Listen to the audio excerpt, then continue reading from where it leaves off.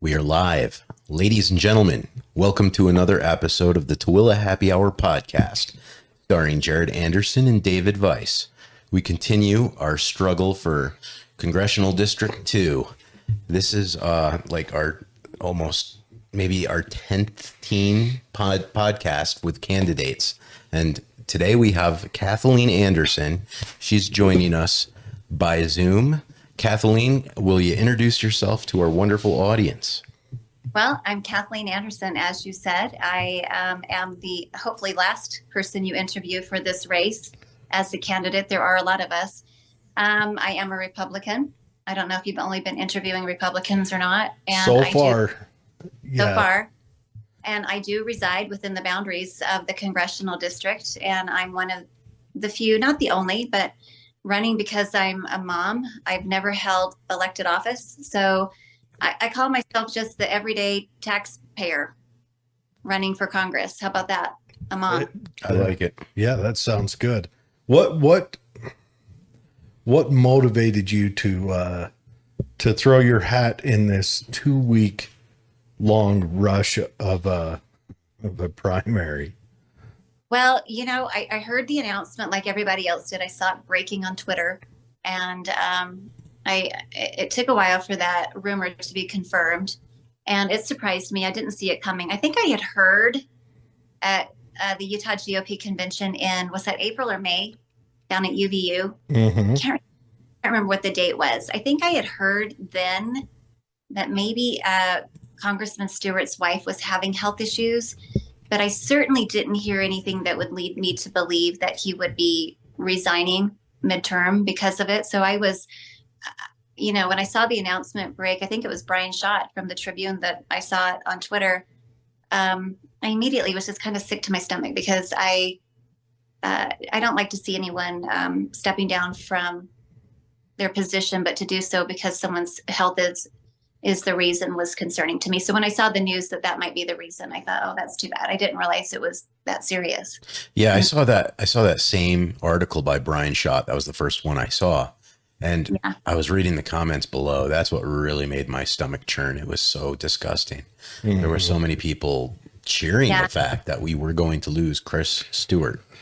Yeah, my dad actually got onto Twitter about 6 months ago. My dad is 79 years old. Because I need to be. So I am more aware of what's happening when it happens. I'm like, yeah, it was probably a week and a half later. He's like, yeah, I can't do that anymore. No, it will cause you to lose your faith in humanity when you start to really read the comments and the things that people say. Mm-hmm. But let's be honest. Most people who are that way do it under a cloak of anonymity. They aren't bold enough to say those things as their real identity, which is a problem. If people had to identify who they were, I think they'd be a lot nicer, hopefully. Yeah. Oh, well, there's that. It's funny how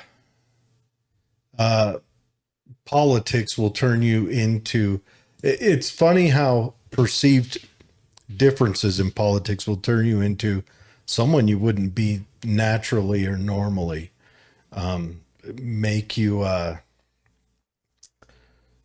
can't imagine anybody just cheering on a random person getting sick and having all those issues, and people I know actually cheered that on, and it's rather disgusting.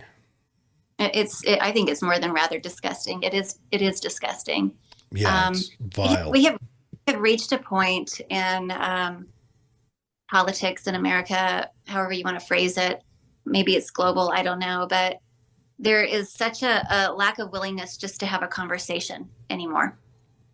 And I believe that what you hear, that really loud, awful noise that you hear, is from the extremes. I really think that there are a lot of people somewhere in the middle who are willing to have a conversation and who would love to have a conversation, but don't dare bring up a topic for fear of how the person you're speaking to is going to react. But we need to get back to just communicate and talk to each other and listen. Kathleen, this is your second time running recently. And I ran in 20.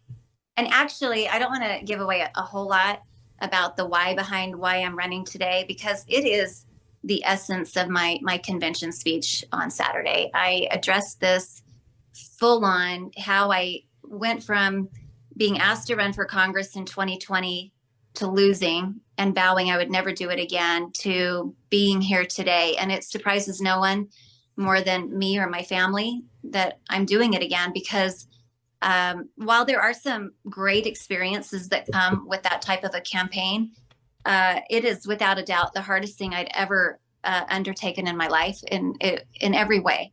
And you don't fully understand that until you're the one who throws your hat into that ring and runs for that type of an office, especially in today's climate, like we're talking about with social media. I'll bet it's a paradigm changer in the household. Yeah, it is. It is. And the fatigue that comes with it, because it is all encompassing in every way. It's go, go, go, go, go, very little sleep. It's an intellectual challenge. It's an emotional challenge. It's an everything challenge. You've got to constantly be on your toes and try to be, everything right there at the forefront of your mind, which it gets more and more difficult as the days get longer. And like last night in the debate, for example, I've never done that before. That was my first debate, and I didn't know what the questions were going to be beforehand. And so I didn't debate in school. I debate my kids. Or me. But it's not the same. Well, on that line of thinking, I want to ask you, with these two runs for Congress, what's the most difficult conversation that you've had to have with somebody? The most difficult conversation, delegate phone calls that come out of the blue can be hard at times, because they can be so incredibly specific to one issue, which I don't mind it. That's fine. But if you have 1,000 delegates in the congressional two boundaries, you have 1,000 different issues that are very important to the person who will randomly call you on the telephone. And I did have a call the other day, and she wanted to know how I would have voted for House Bill, blah, blah, blah, whatever the number was from like 4 years ago. I don't know what that reference is from 4 years ago. I honestly don't know. If I were an elected member of Congress, would I be able to remember off the top of my head what House Bill, and I'm just going to pick random numbers, 436 from 2017 was about? Wow. From 4 years ago. Or stuff like that. And when I asked, well, I'm not sure what that is, and then to give me the title of the bill, that wasn't particularly helpful either. Well, let me ask you this. How would you have voted on the Federal Reserve Act? Just throwing it out there. Yeah, This they was did ask in me. December 21st, 1913. You have the floor. Yeah, thank you. I'm going to beg for a little pause, and I'll be right back. No, I'm kidding. Yeah. But it's exactly how it is. And but everybody has their issues, which, like I said, is fine. But I think the expectation that any one candidate is going to be able to answer everything knowledgeably is unrealistic. Yeah, most definitely. Especially if they just give you the number of the bill. Yeah. Unless it was HB 60, I wouldn't know. Right. No joke. Right. So anyway, my husband's in the room now. Oh, okay. Yeah. Well, How's he feel about you running? yeah. There he is. There he is. How do I feel? Mixed feelings. Yeah. Yeah. Are you Very- excited to go to DC? Well, who's got to stay home and take care of the family and the dogs? We've got a couple of dogs. So Yeah, as you can tell, we have one here too. Yeah, he's an That's the attack first- chihuahua. yeah, Yeah. it's the worst job in the industry. You have to campaign every 2 years. I mean, if we win and it's sworn in November, she's got to sign up to campaign again in January. So every 2 years you got to campaign, and you're gone about 2/3 of the time, and 2/3 of your home you've got to be out with your constituents, gathering information and helping them out. So it's a very, very busy and very selfless job. So that's how I feel. I had to leave my wife 3 months after we got married. I had to go to Iraq, and then I came back and I had to go again. She didn't speak English until I got back the second time. But It can be hard. Yeah. These government duties will take you away from your family and will turn you inside out, especially if you succeed and you go to Congress. I've known a few congressmen in my lifetime, and it is very difficult to balance that lifestyle. Oh, I have yeah. a quote. Yeah, I have a quote in my speech. Actually, is it Reagan? I can't remember no, I don't think it was Reagan. Maybe it was Reagan. And I'll paraphrase the quote, but it's in my speech. Never let history look back on us who had the most to lose to see that we gave the least. Mm. And that's how I feel about it. We have the most to lose. Are we with the most to lose? Are we going to give the least to preserve it? Yeah. Yeah. No, that's a good quote. So let it not be said of us who had the most to lose that we gave the least. I think that's the quote. Yeah. I mean, that is how I feel. And when I ran in 2020, I thought things were bad, you guys. I look back on 2020 as the good old days right now, don't you? I've been telling my wife lately, I miss Obama. Isn't that weird? How about missing Clinton? Oh, Right. God. Those were the wonder years. Yeah. Yeah. Ugh. I know. I don't know how old you guys are, but I'm 47 and he's what, 45? Yeah, I'm there. right, and I'm 55. So I was born in 67 and I was a child of the 80s. My kids watch Stranger Things and look at us like, oh, you guys grew up in the greatest decade. I think we did.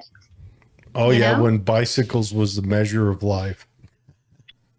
Yeah, for real. I know last night when they said they were going to sequester us so that we couldn't watch the different groups debate. And so they took our phones and everything away. Mm-hmm. They're like, I guess we're just going to go 1980 it in the room over there and have to talk to people, which we did. And it was great. Okay, here's a question. How was Yeah. the conversation between competitors in the solitary confinement? You know what? I'm glad you asked that. I was sitting up on the stage last night. I was in group number 1, and I believe there were in group 1 on the stage at the same time. And even before we had gotten up onto the stage yesterday, when I got to the venue, the only person running in this race that I knew beforehand was Greg Hughes. And I don't know him well, but I at least had met him before. And I took the opportunity to go around and to meet everybody. And then as I sat on the stage, I know it sounds silly, but there were a couple times when other candidates were up there speaking that I got a little choked up listening to them because I knew how heartfelt what they were saying was to them. That came through to me. And as I sat there on the stage with the other 5, I had a moment of true honor just to be there with people that I knew cared as much as they do and who are willing to step up and do this. So when we went back into the room afterward, well, first of all, for me, I don't know if anybody else was a little anxious before the debate. Like I said, I'd never done it before. It was a very different atmosphere then. Everybody was very friendly, very talkative, and just kind. And I got to know a couple of the other candidates, and it was a great experience the whole way around. And I'm really grateful that I've had that opportunity to make some personal connections with some of these people. I don't look at any of them with any animosity or I don't want it to ever become a personal campaign. I hope that on Saturday, the delegates will hear speeches that inspire them to vote for someone and not against somebody. But no, I've been really impressed. I think that even though it's inconvenient maybe to have so many people when you're a delegate to have to vet, gosh, what a great problem to have. I think you've got some great. Yeah, imagine how the Democrats are feeling. What do? They're staring down the barrel of Joe. That's it. Oh, you're talking for president. Yeah. Yeah. Well, She's talking about congressional district number 2. Well, even for the congressional one, the Democrats don't have a big proffering. No. You know, and I don't know. I think it's fantastic. You can look around and and hopefully find someone who aligns with what you consider your strongest issues, and send them back east to, I don't know, feel bad for 'em, wade through the mud and the muck for you. Hopefully be able to get something done. It's a daunting task. If I'm the one who ends up being elected to the seat, I'm hopeful that there will be other people similar to me all around this country who are stepping up to run, even though there is nothing about it, in my opinion, that is something that you want to seek for any other reason than to try to turn back the direction that the country is going, and to be I mean, a paper. staunch advocate for right. And I don't mean right as in wing. I mean right as in right and wrong, just to do the right things. And I fear for what's happening in our schools and with our kids. And if I had kids today, my kids all went through the Salt Lake City public school system and graduated from Highland High School. I would be thinking long and hard about where my kids are receiving an education today if I were a parent of young children. Yeah, definitely. I would want to establish pods and communicate with other parents and work together with them. And you know, speaking of working together on that question, is there anyone on that stage that you would want to hire for your staff if you did win? And if so, why? Yes, there were a few people actually that I already thought about that, but we're not allowed to talk about that kind of stuff when you're campaigning. Apparently, it's a violation of federal election rules. Oh, okay. Now, I could talk to you about it, but you can't. Candidates are not supposed to talk to other people about, hey, if I win, will you come work for me? Because it's an ethics violation. And so, but no, there were several people actually that I met yesterday and listened to talk, and I thought, gosh, if I win this, because I'm the unlikely candidate to win it. So if I do win it, it's going to be absolutely because it's meant to be divine intervention, and I believe in that too. But no, there were several yesterday that I thought, oh gosh, if I were elected into this position, I think if you could put some of these people together as a staff, you could do some really great things. Yeah, I did feel. I know. When I interviewed Celeste yesterday, I was very impressed with what she told me she did for Chris. She's an avid reader. She can go through those regs and earmark every mistake that they can possibly read in those regs and fix them. And you know, talent like that it's important to have on your team. So I'll tell you what I can do. I can make I don't know if a I want to bad joke out of any situation. I can pull it off and make it worse, right? and make it worse. And it's a bad joke. I didn't say a joke. I didn't say make it funny. I said ruin it more. Like it's a bad situation, and I've become the queen of mom jokes, apparently. Oh yeah. Now, Yeah, I get accused of that at work. Every time I'll say something, they'll be like, she's such the mom joke, the dad joke. Tell us about your work. Let's dig into some of your background. What do you do outside of this? I know some people have been upset or bothered by the fact that I haven't been holding a lot of town halls and meetings and traveling the state like I would have liked to. Here's the deal. When I lost that campaign in 2020, which was in April of 2020, it was right in the middle of the beginning of COVID, which is, I think, in large part why that campaign imploded like it did. A lot of campaigns did that election cycle. We were facing COVID at the beginning and everybody was reacting to it, you know, very differently. And so for the next 3 years, I live in Salt Lake City proper. So some of those stay-at-home orders and the restrictions were really quite strict in the area in Salt Lake where I was. So we didn't even go to church for 9 months. I don't think it was like quite that strict in most parts of the state, but that's how it was. No, you're in the Democratic People's Republic of Salt Lake. It's, you know, we know. Exactly. I'm sorry. Exactly. County and in the city. And so we had just moved into our house in October the preceding year. So we didn't really know anybody here. And COVID hits, and then nobody's leaving their houses. And I'm in an area of Salt Lake where if you're outside, all my neighbors are masked up, and nobody wanted you to even get near them here. And so for the first year or so, I felt like we didn't even know anybody who lived near us. And it was a lonely year. And, all the kids came back home, and that was nice. But anyway, so then it's 2021, 2022. And I decided I wanted to do something purposeful. And so in, I think, January of 22, there's a senior care facility right next to my house, like a block away. And I showed up one day and just said to do you guys need help with anything? And they said, we actually need a cook. And they hired me. And I was cooking meals for these 12 residents, 3 meals a day, 4 and 5 days a week. And I only did it for about 4 months. And I'm embarrassed to admit that I left that job after about 4 months, because it was physically the hardest thing I'd ever done in my life up to that point. It was hard. And not only was it physically hard, it was emotionally hard, because these sweet people that I was getting to know again every single day, because they were in this facility because of Alzheimer's and dementia and things like that. And it was heartbreaking.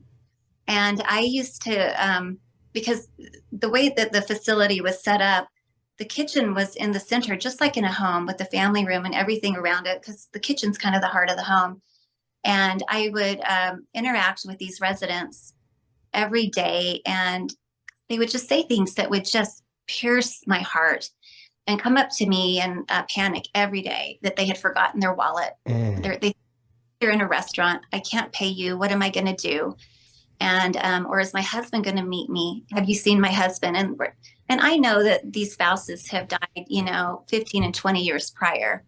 But anyway, it was one of the greatest experiences of my life. And I cannot tell you how much I would recommend everybody taking 4 months out of your life and doing that full time for practically minimum wage. And the empathy that will teach you. It was one of the greatest. It was a kind of a spiritual experience too, but I left that. And then my daughter said, hey, why don't you come work with me? She works at a little boutique here in Salt Lake City. The manager just left. Why don't you apply to manage the boutique and we can work together? And I said, okay. And so I did. And I got hired to manage this boutique here in Salt Lake City that survived COVID. And I know that, again, a lot of people will think, well, why wouldn't it have? Well, I'm telling you, half of the other shops around it didn't survive COVID. What does boutique mean? A boutique, for it's a little listeners who are it's not just a savvy. little flower and gift shop where you can buy fresh flowers and gifts. Okay. A little boutique. It's a brick and mortar store that has been locally owned by the same woman for 40 years. And so many of the other businesses right next to it shuttered during COVID and have not come back. They're still out of business. And I started to work for her a year ago and had no intention of ever running for Congress, obviously, again. And when I filed my candidacy last Wednesday, I've had several people call me and tell me, you need to quit your job so you can campaign. And you guys, I could not bring myself to bail on the sweet woman who owns the shop when these college-age girls and teenage girls quit every other week and just walk away from it after everything that she's been through. And so I'm going to keep my commitment to her, and I show up every day, and I go to work, and I come home, and I do everything that I can to campaign for this. But if we're going to go through a citizen type election process for what used to be a government for, of, and by the people, if you have to be independently wealthy or able to walk away from your job to be a candidate, you are never going to elect an everyday regular American again to represent you. And I think that's a problem in Washington, D.C. today. That's a good point. Yeah. In just like the last 10 minutes, well, prior to the show, I ran into a signature gatherer for Bruce, and she was making $10 a signature, and he needs quite a few signatures to get on that ballot if he's not elected by the delegates. That could get you. I might give up the old, the old business I'm running and do professional signature. $10 a signature. So that's like $70K to get on the ballot just for the signature. So if they're giving you $10 a signature, I could walk up with a bag of Snickers, even trade. Is that illegal? I should check on that first. Good idea. I can absolutely positively guarantee you that it's more than double that amount to get these signatures in this short of a time period. I bet it's 150,000. Oh, No doubt. No doubt. That's what it will cost if you have this done professionally. And so, okay, that's a choice. You have that choice between me and some of these other candidates. So I want you to know, I filed last Wednesday. I had made a decision as I go through the convention process that I will not fundraise a penny, and I haven't. I don't have a fundraising link set up anywhere. I have not contacted anybody at the federal level about setting that up, because I want the delegates to decide, who do you want to represent you in Washington, D.C.? I'm running through the caucus convention system. I'm not fundraising. I'm not whining and dining the delegates. I'm not going to do any of those things. And you have a very clear choice between me, like that, and a few others, and those who aren't that. Because those who aren't that, those who are out fundraising and paying for these signatures and doing these things, in my opinion, are more of what we already have. yeah. And Albert Einstein says, if you cannot keep doing what you're doing and expect a different result. So if you think we're on the right track, hire or promote these people, because I think they view it as a promotion. I don't view it as a promotion at all, because I think it's going to be the hardest thing I've ever done in my life if I win this election. Or hire somebody who is running as a regular citizen to be a steward of our district, period. It's that simple, because I'll guarantee you this: whoever wins this nomination, whether they have fundraised or not up to that point, will get fundraising. And because the Speaker of the House wants a Republican in that seat and not a Democrat. Yep. Okay, we've got 1 minute left.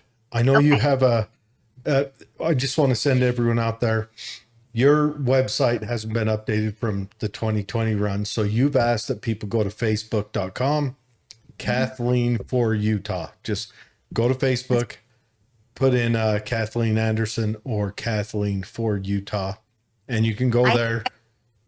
I have written on that page consistently for 4 years and continue to write after I went out of that last race. And so if you want to know where I stand on any issue, go in there, go into the search button, type in a word, and you can see what I've written about it. Okay. And also you've got a meetup tonight you're going to. Where's that at? Bountiful City Library. Okay. The Bountiful City Library. If you want to go meet her in person, want to go hear her message, want to go talk to her, want to go put a worm in her ear, Bountiful City Library tonight at 7:00, correct? Correct. But do not put a worm in my ear. Well, not a real worm, but if you got a notion or something you want to bring to her attention. All right. I'm talking. Yeah. Thanks, guys. We've got to let Kathleen go now. But we're not even going to shut this down. We're just going to move right on to Mr. Hoster now and get that ready to go. So thank you for joining us, Kathleen, and we will see you Saturday. yes, thank you so much. It's as always a fantastic talk. Thank you. Bye. Bye.